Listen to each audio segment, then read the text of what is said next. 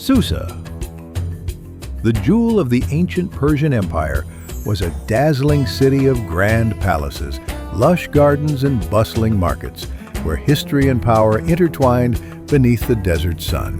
The golden halls of Susa shimmered under the warm glow of 1,000 oil lamps. Silk curtains swayed gently in the evening breeze. Music from flutes and harps danced through the air, mingling with the scent of roasted lamb and sweet figs. At the head of the hall sat King Xerxes, robed in crimson and gold, his crown sparkling with deep rubies. Laughter and chatter filled the night, until a shadow crossed his brow. Queen Vashti had refused his royal summons. The room grew still, as if even the music held its breath.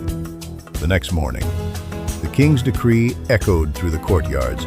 Let the most beautiful maidens of the empire be brought to Susa.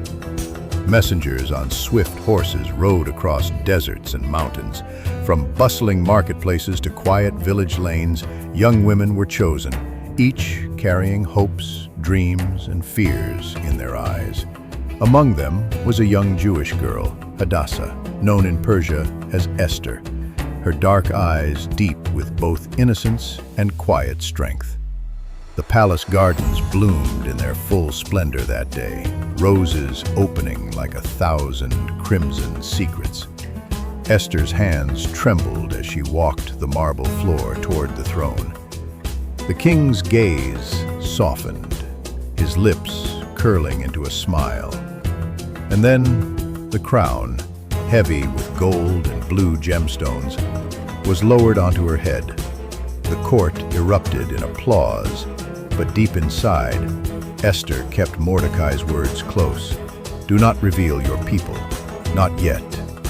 Outside the palace gates, the scent of dust and bread from nearby stalls lingered in the air.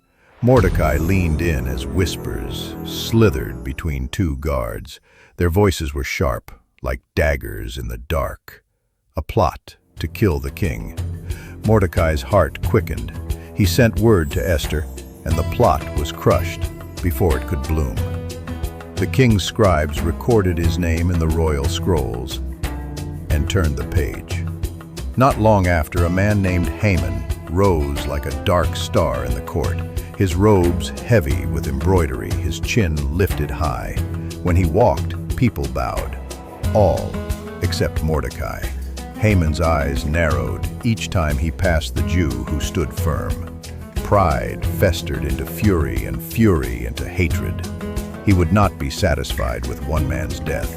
No, he would erase an entire people.